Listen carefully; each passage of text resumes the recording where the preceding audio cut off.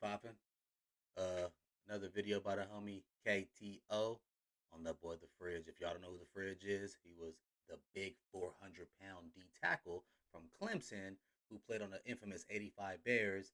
But of course, he's kind of more noticeably known because he had took a running play in the Super Bowl that the homie Mike Ditka drew up and threw him back there. He got pretty famous on that and went on Saturday Night Live and a whole bunch of hoopla and but yeah, the rise and fall. I don't really know too much about the fall, so that part's gonna be interesting. But KTO, he brings that heat. Let's peep it. Refrigerator man, the refrigerator man, the refrigerator man.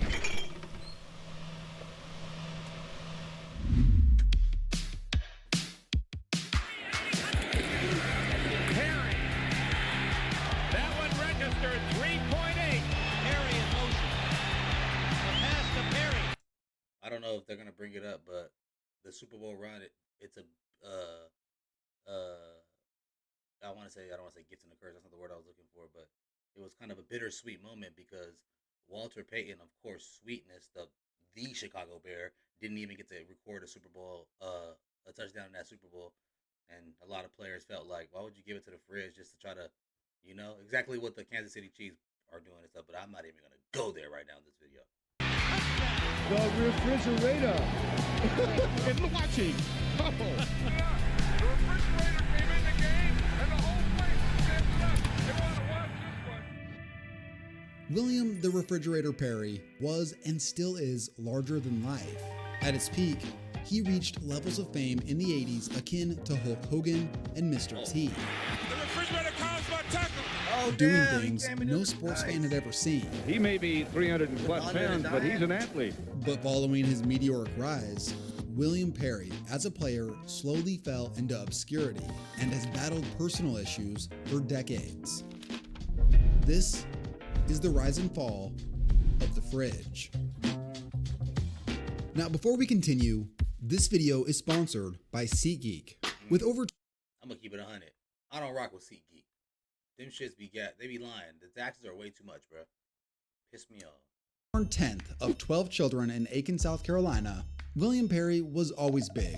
He weighed more than 13 pounds at birth. Damn. And by 6th grade, he was 200 pounds. Damn. On top of that, one of his cousins shot him in the face with a BB gun, and it knocked out one of William's front teeth. Oh. You can just imagine the teasing that this 200-pound kid with a missing front tooth had to take. However, it didn't take long for this kid to wow everyone around him with his sensational athletic ability. By the time he was in high school, William Perry was doing 360 dunks, performing sophisticated dives into swimming pools, and clocked out as one of the fastest players on his high school football team as a 300-pound nose guard. It didn't take long for Clemson, the big university 2 hours away, to offer a full ride Perry would later accept. Once arriving on campus, it took all of about 2 seconds for Perry to become a legend in the locker room. One day, he was taking an elevator up to his dorm room when fellow defensive lineman Ray Brown walked in as well. There was barely any room in the elevator with the two of them in it, at which point, Brown announced, "Man, you're about as big as a refrigerator." The name instantly stuck. Nice. Perry at first had mixed feelings about the nickname, but he did love the feeling of being one of the guys.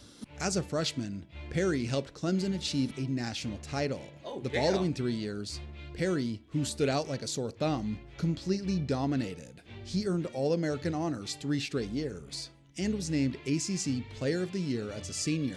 Nice. He even got the chance to play with his younger brother Michael, who was also a huge star at Clemson, setting the school's single-season sack record a few years later. I was crazy. Welcome to paradise.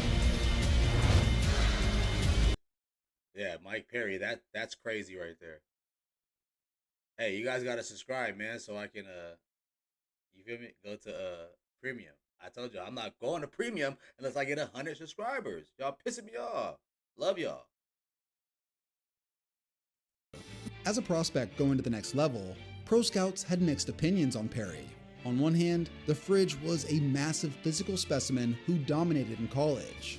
On the other, his weight fluctuations had been alarming.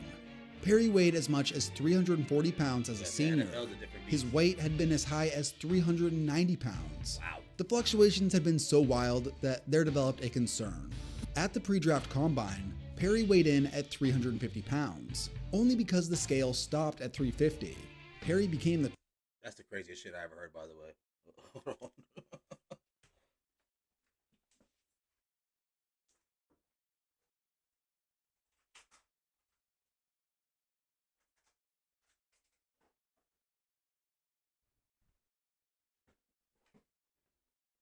Yeah, that's some crazy ass shit right there. The scale stops at, so he could have been 405 pounds. No one even knows. That's crazy.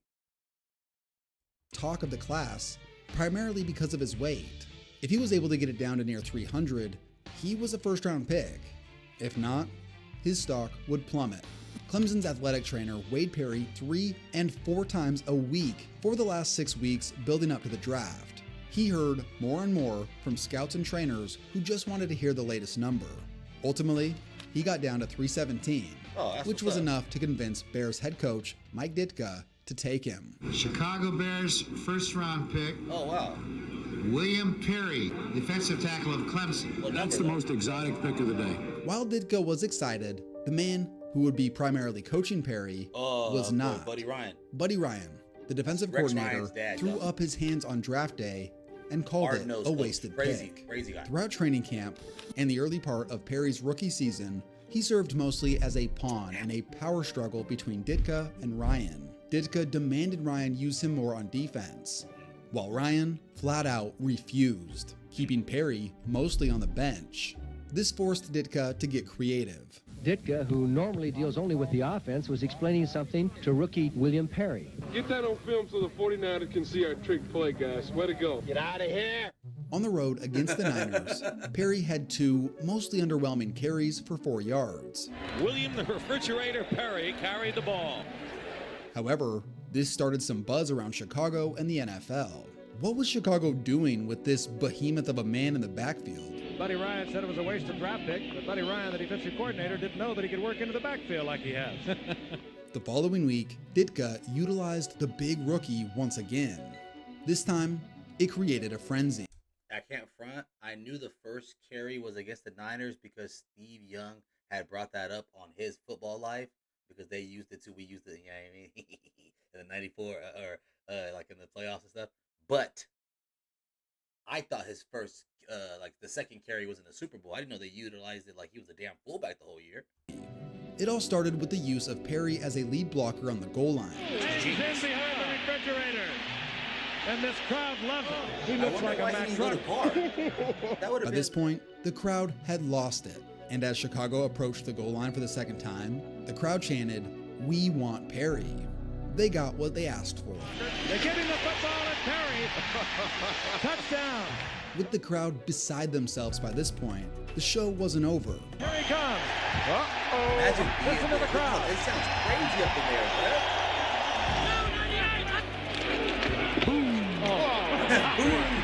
Peyton, hollowing Perry. He cleaned out everything.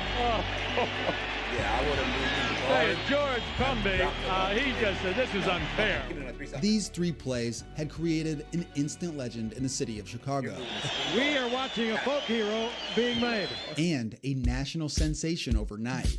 Our special guest in the studio today is none other than William Perry, the refrigerator. My next guest has been bringing some fun and excitement back to the NFL this season. William Refrigerator Perry. Are you getting a lot of offers and people interested in you for endorsements and stuff now? McDonald's, Coca-Cola, GE, Amana. It goes on. And he's such a good guy that even with all the publicity, the veteran Bears aren't envious. They love him. That's why I don't blame the Hawk too. Oh, let me just go through this ad real quick.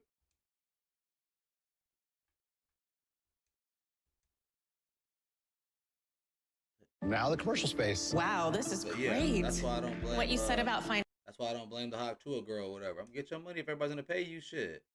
Heaviest man in NFL history to score on a set play, it was, wrote Chicago Sun-Times columnist Ray Sons, the best use of fat since the invention of bacon. I think a lot of underdogs in society relate to William. He's a guy that's worked hard. He got his weight down. He did everything we asked. And right now, he's an ideal citizen, really. Not only had Chicago found itself a new star, He did lose but this 80 team, pounds. which had been mostly a disaster for 2 decades, had started 7-0 and looked like the best team in the league. Although defensive coordinator Buddy Ryan still had his doubts. At one point he said that Perry lacked the technique, knowledge, endurance, and waistline of a professional. However, the week following that sensational Monday night performance, Buddy Ryan featured Perry more on defense, and it turned out he could make plays there as well. The rush is on, and Perry has Kramer. Funny enough, in that game he got his first sack, the people were upset because the Bears didn't put Perry back out on offense. Ditka actually apologized over it and alluded in an interview that they'd see the Fridge back on offense real soon. Perry in motion. The pass to Perry. Oh, God. This touchdown ended up being the difference in that game, which kept Chicago unbeaten. And pretty soon, the Fridge was everywhere. Over the course of the regular season, He looked like he was down Chicago at the kept 1-yard line winning, right there. finishing with the best record in the NFL, while Perry had scored 3 touchdowns, threw some crucial blocks, and produced 5 sacks on defense. Nice. He even had one of the most athletic plays by a 300-plus pound man that you'll ever see.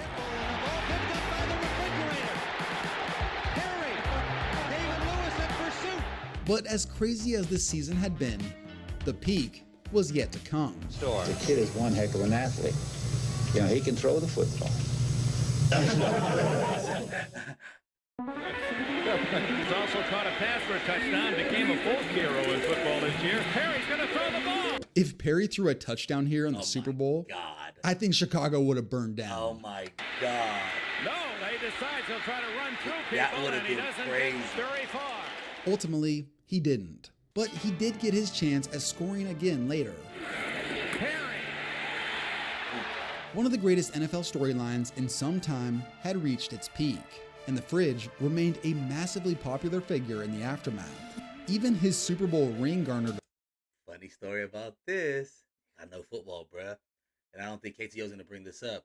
But they also was the first time a coach got lifted up and the coordinator. Some people, Mike Singletary, defensive players, bro. Jack Del Rio, coach for the Washington Redskins. He just got fired. Ron Rivera, Riverboat Ron, they were all on that team. And they were like, man, you better go lift up Buddy Ryan too, bro. You know Buddy's in the field. No, scratch that. They actually lifted up Buddy Ryan first. And they said, man, you guys better go lift up Ditka because you know Dicka's going to feel some type of way. It was more of Buddy Ryan's team. If they would have fired Ditka that year and kept Buddy Ryan, I swear they would have won more Super Bowls. Because people question why they only won one Super Bowl or whatever. Because they were a elite squad. You know what I mean? Yeah, Jim McMahon, the quarterback, was kind of iffy and whatnot, but they were elite, bruh. And they lifted up Buddy Ryan first, and they were like, no, you better go pick up Ditka, bruh, because you know Cuz going to be all mad and shit. And they lifted his bitch ass up too. Attention, considering how massive it was. The Football Bears had lore, overcome 2 brutal decades with a Super Bowl win. It was the perfect ending to a captivating story. Or maybe not. In a later interview, they are gonna bring Ditka it up, stated see? that one of his major regrets was not allowing Walter Payton to score a touchdown in the Super Bowl. If you ask Coach Ditka today, his biggest regret was that Walter didn't score. See, Right. Riverboat Ron? For all the greatness and everything that Walter had, that's the one thing that I think, you know, he thinks about. Peyton, otherwise known as Sweetness, had carried this franchise for a decade to that point. And not scoring a single touchdown in that postseason run bothered him enough that he admitted to the Chicago Tribune he was upset. Perry may have been the fun story that the fans loved that season, but Peyton was the true hero of that team, and he never got another chance to achieve that dream of scoring in a Super Bowl. So going back to Perry, At the same time, following you his want one, epic though, so rookie let's season, relax. what was next? Was the landscape of the NFL forever changed? Was he going to continue to pummel defenders and score goal line touchdowns on his way to a Hall of Fame career? The answers were no. The rest of Perry's career can be described as underwhelming.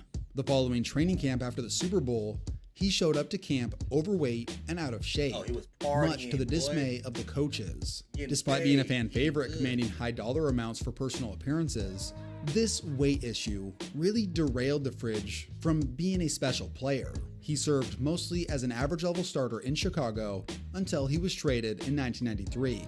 After that rookie season, He said he'd protect us, no matter how you look. That's crazy, man. I traded to where though? That's crazy. I can't wait. But yeah, I mean, not giving old boy the touchdown. I mean, you got the Super Bowl. He was the longest tenured player, but it was like, Cuddy, you got a Super Bowl. You know what I mean? Hell, who's to say they weren't gonna win without all that hoopla? Scored another touchdown. His weight was just a constant issue. Bears PR director Ken Baldessari says, particularly after that first year, because he couldn't manage his weight in the offseason. I really believe if he would have worked in the offseason like some players do today, that he could have set some unique records for not only offensively, but defensively. He really could have been a Hall of Fame player had he taken care of himself in the offseason. After being traded, he lasted a year and a half in Philly before finding himself playing in the World League of American Football with the London Monarchs. His one season there can be described as unremarkable. Interestingly enough, Michael Dean Perry, the Fridge's brother, was less famous, but still locally well known and highly respected. He was the ACC Player of the Year 3 years after his brother, and he was a much more successful pro. In 10 seasons, he made 6 Pro Bowls. As one of the most popular Browns players at that time, Michael Dean Perry had a McDonald's sandwich named in his honor. The sandwich was named the MDP, only available in Metro Cleveland. The sandwich at the time was larger than any offering made by McDonald's. It consisted of the same ingredients as a double cheeseburger with the addition of 1 extra patty and bacon. This is so big, I can only eat 92 of them. Anyways, going back to the Fridge, after 1996, his football career was over, but he kept up with appearances. His most famous examples include the time that he participated in WrestleMania 2. You might see a whole another career in wrestling. I love wrestling. The Fridge also fought in a series of boxing matches, the first of which was against Bob Sapp, and the second versus the 7'7" Manute Bol. He lost both times. I remember that. And finally, in 2003, the Fridge appeared in Nathan's hot dog eating contest. Oh, no. The Fridge was full after 4. You gotta do what you can do. I'm not gonna kill myself. And other than a handful of TV appearances, Let me ask you a question. Serious, do you think Brad Pitts and Jennifer Aniston will get back together? Man, I hope so, man. I just heard about that last week, man. Oh, okay, thank you. Thank you very much. All right. The Fridge slowly drifted away from the spotlight. So bad? From then on, things didn't get much better for William Perry. In fact, they got a lot worse. In June 2007, Perry was diagnosed with Guillain-Barré syndrome, a chronic inflammatory disorder of the peripheral nerves. In 2009, he was hospitalized due to this condition for about a month, and a year later, he suffered from hearing loss due to the same condition. In February 2011, an ESPN article highlighted Perry's health battle. He admitted to having a drinking problem and was over 400 pounds. Ooh. 2 months following the article's publishing, Cliff Forrest, a 10-year-old child, discovered Perry's Super Bowl ring for sale. With the help of his mother, he purchased it and returned it to Perry. A few years later, it was reported that Perry's Super Bowl ring had been auctioned off for more than $200,000 by the man Perry had once sold it to several years earlier. By 2016, at the age of 54, Perry was living in a retirement home, later revealing he had no feeling in his feet and was in danger of having his leg amputated. Luckily, he didn't lose his leg, but health problems have played a huge role in Perry's life for 2 decades. Much of it has been due to the lack of willingness on the behalf of Perry to give up drinking and to be consistent with his rehab. Ultimately, it's been a really tough go for William Perry since his playing days. But one thing about the Fridge is he's always been able to maintain a lovability to the people. In 2018, he reported that he was moving around again and he felt better than he had in a long time. There was a report a few years ago of you passing away. You know, you move on and laugh about it. Don't take nothing like that serious.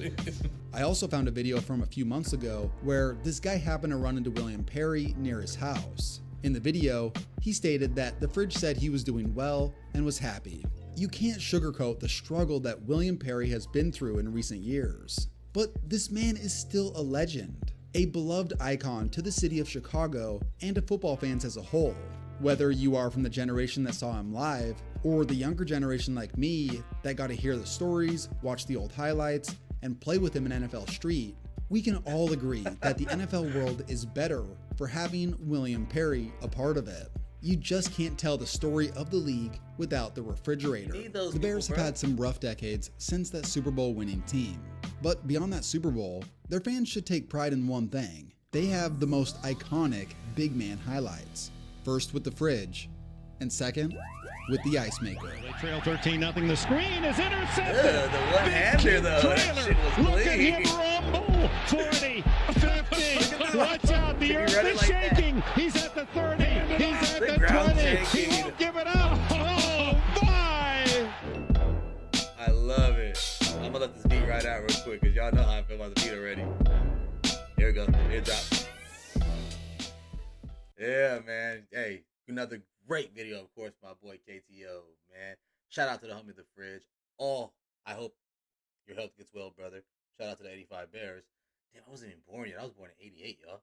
Well, damn, that even makes me feel old. But hey, give your boy subscribe. We're on the road to 100, y'all. Just being modest. You know what I mean? I ain't even asked for 1,000 yet. Road to 100, y'all. Give your boy subscribe.